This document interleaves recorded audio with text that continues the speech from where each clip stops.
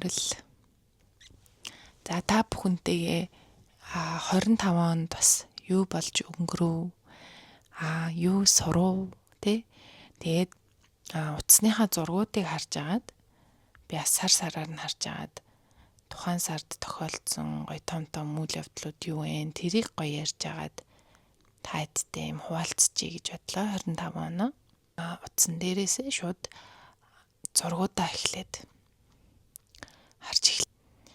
За 25 оны 1 сар болвол бараг зураггүй байна.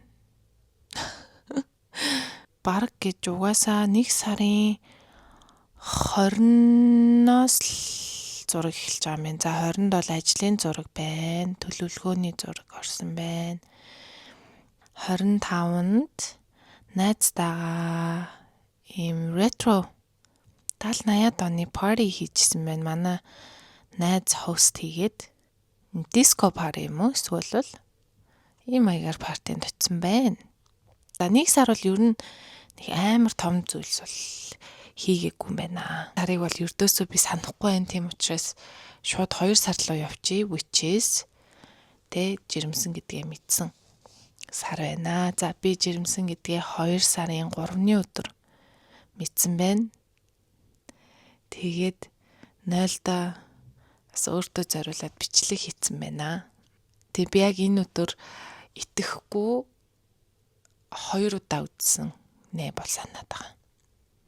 Тэгтээ би тааидад хэлэхэд жирэмсэн гэдгээ хүн амар мэдтэй юм шиг санагдсан. Миний хувьд бүр яг ингээд за би яг жирэмсэн болцсон юм байна гэдэг мэдрэмж бүр амар хүчтэй төрсөн. Тэгээд угаасаа тест аваад үзсэн чинь жирэмсэн болцсон байсан. Тэгээд уйлах, тэгээд инех, тэг айх гэд ингээд амар олон зүйлд авцсан юм бэлээ.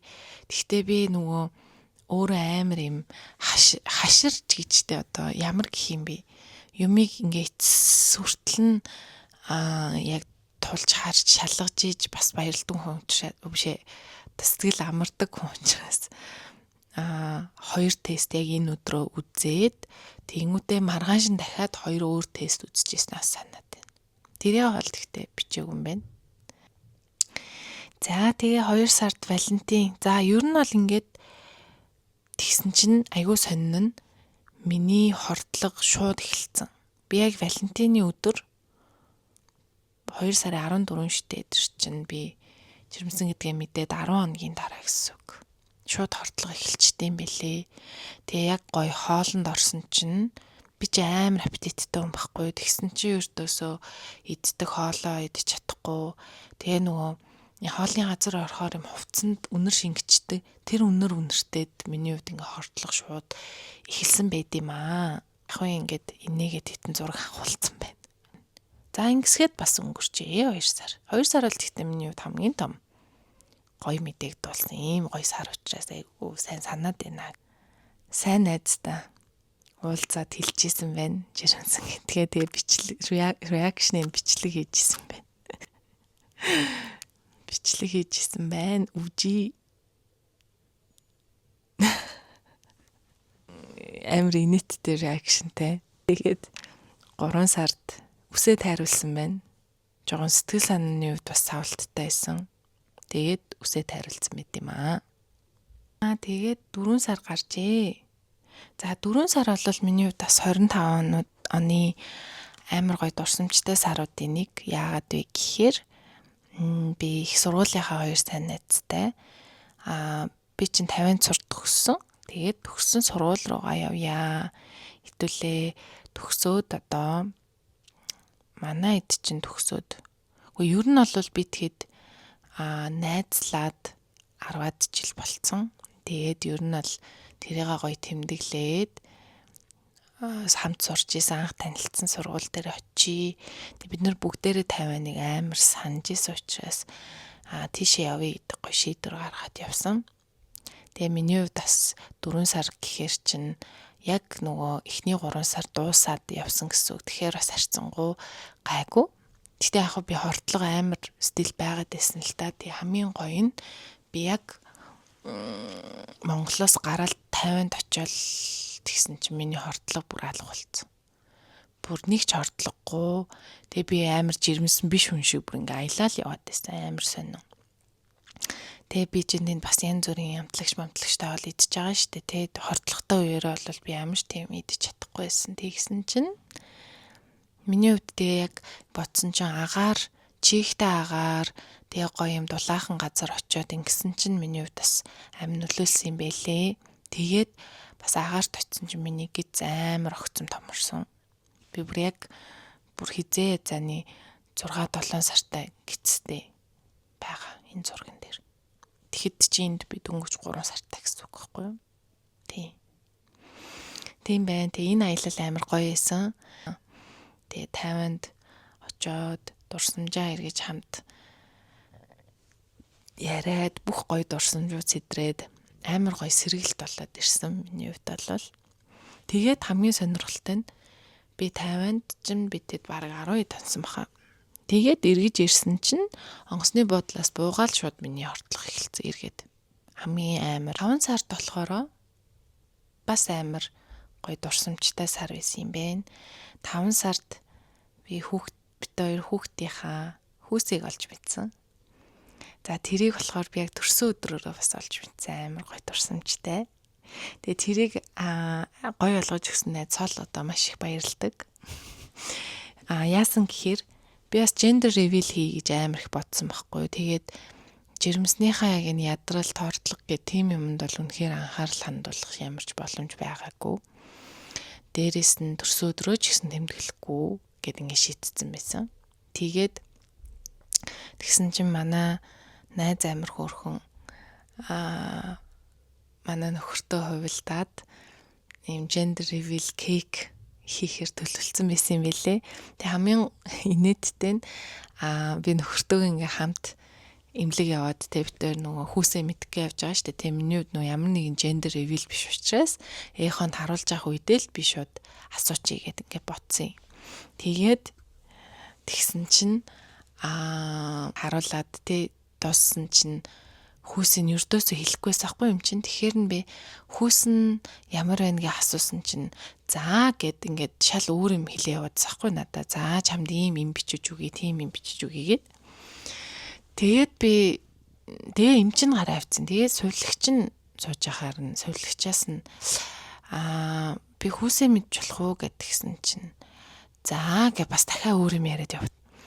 Тэгээ би нөгөө амар эмоцтой байсан болохоор үүдэнд кассан дээр очиод миний хүүсээ хэлэхгүй байх гэд баг уйлах. Тэгсэн чинь их чинь эмчээс нь асуудаг хүлээж. Тэгээ би нөхрлөгөөс хараад миний хүүхдийн хүүсээ хэлэхгүй байх гэ уйлаад.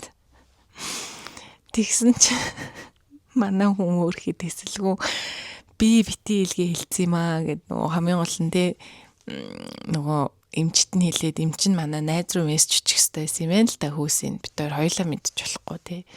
Тэгэхэд яг ийм gender reveal болохыг бол мэдсэн байсан. Тэгээд хамгийн гол нь тэр хоёр бас манай найз оролцоотой би тухайд бас мэдээгүй байсан. Яагаад гэхээр манай хүн болохоор надад мессежээр ирнэ гэдэг би өдөржин нөхрлөг ингээл мэдсэн үү мессеж ирсэн үү гэж бичээд байсан. Тэгээд хэлэхгүй байсан. Тэгсэн чинь маргааш өдөр нь харин торт захиалсан амар хөөрхөн юм цэцэг торт хоёртай байсан. Тэгээд яг бичлэг хийгээд мэдхэд үнэхээр surprise болж чаддсан бэлээ. Тэгээд ийм юм гоё experience хийлгэж өгсөн найзтай үнэхээр их баярлдаг шүү. Тэгээд 6 сард бол ер нь миний ингээд гидс томроод тэгээд халуун болоод эхлэхээр жоохон цухалдаж эхэлсэн. Ер нь бол тэгээ 6 сард бол би нэг тийм онц зүйл бол хийгээгүй юм байна. Тэгээ 7 сард бол мэдээж наадмын амралтаар сэлэнг явсан. Тэгээ тэндээ амарсан ч үнэхээр гоё байсан. Надад бас амар хэрэгтэй амралт байсан юм байна лээ. Тэгээ 7 сард чинь би ээлжийн амралтаа авсан санагдчихэйнэ үргэлжлүүлээд. Тэгээд үнэхээр гоё амарсан юм байна. Тэгээд 8 сард болохоро би 8 сарын сүүлээр ажлаасаа гарах хэрэгтэй байсан. Би 32-7 хоногоос жоохон илүү ажиллаад 8 сараа дуусгачих гэдэг амарлаг төлөвлөгөөтэй ажиллаж исэн. Тэгсэн чинь би яг 8 сард чинь нөгөө сүүлийн 3 сар руугаа орцсон явж исэн чинь даралт ихсээд бас нэг жоохон эрүүл мэндийн асуудалтай болоод 32-7 хоногоо чүү ай хүргээд тэгээд декретэндээ гарсан. За тэгээд тэрнээс хойш бол ер нь жоохон хүндрэлтэй байсан. Яг миний хэлснээр жоохон даралт ихсээд цус багталт гэдэг юм шинж тэмдгүүд илрээд тэгээд айгүй их гэртээ амрах шаардлагатай байсан. Нэгт хоёрт маш их эмнэлгээр хэвтэж эмчлүүлсэн. Тэгээд яг энэ үед нэг зүйлийг амар сайн ойлгосон. Юу байсан бэ гэхээр бие амар сайн чагнах хэрэгтэй юм билээ. Би яг өөрөө нөгөө юм нэг юм жоохон ажлын төлөө төрсөн юм шиг зан гаргаад идэх хүн байхгүй юу. Тэгээд яг ийм төлөвлөгөөтэй явах гэдэг. Тэр төлөвлөгөөндөө хүрэх гээд жоохон ингээд өөрийгөө ядраах гэдэг. Тэгээ сая бол 25 онд би бас өөрийгөө жирэмсэн гэдгийг ухамсарлахгүйгээр амар их зүйлээ хийсэн юм байлээ. Тэгээд эргээд харахад бас биендээ ингээд амар их ачаал өгцөн. Тэгээ ингээ энгийн хүн шиг байх гэдэг амар хичээсэн юм шиг санагдсан. 9 сар бол тэгэл хүүхдээ хүлээсэн сар байсан өртөөсөө гэртээ суугаад тэгээд нөгөө декретээ авцсан байсан учраас яг тэндээс л баг нөгөө би ч ээжээгээ дуудаад өөр дээр авчирсан.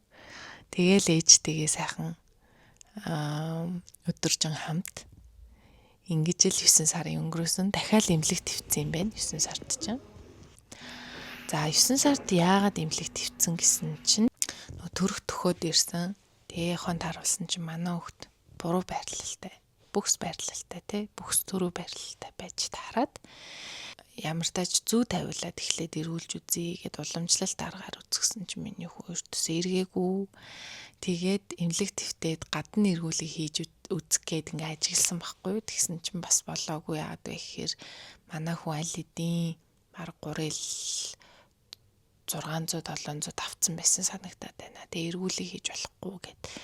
Тэгээд бит хоёр эмнэлэг твтээд бас л тийм эргүүлэг наан цаана гэж итл 9 сарын сүүлд бит хоёр яалтчгүй л хагалгаар дөрөх шаардлагатай байна гэдэг онцтой болоод тэгээд өдрөө товлоод 9 сар 10 сар бол тэгээл маш том зүйлс болж өнгөрсөн. За тэмдэж 10 сард бол манай хүү төрсөн. За үүнээс хойш 2 сар бол тэгээд амар олон зүйл болсон. Тэг яг энэ 2 сард л би энэ 2025 оны хамгийн их зүйлийг ухаарсан сар байна. Тэгээ ээж болно гэдэг чинь өөрөө амар том өөрчлөлт юм байна. За 25 ингэж өнгөрчээ. За 26 онд бас юу болохт юуж болсон бэлэн байна. Тэгээд юу болох вэ гэдэгт амар гоё excited те нөгөө юу гэдэг 26 онд бол бүр илүү гоё сонирхолтой байх болов гэж бодож байна. Хүүхдээ өсгөх, хүүхдээ том болохыг харах энэ бүхэн амар гоё milestone-ууд байд юм байна.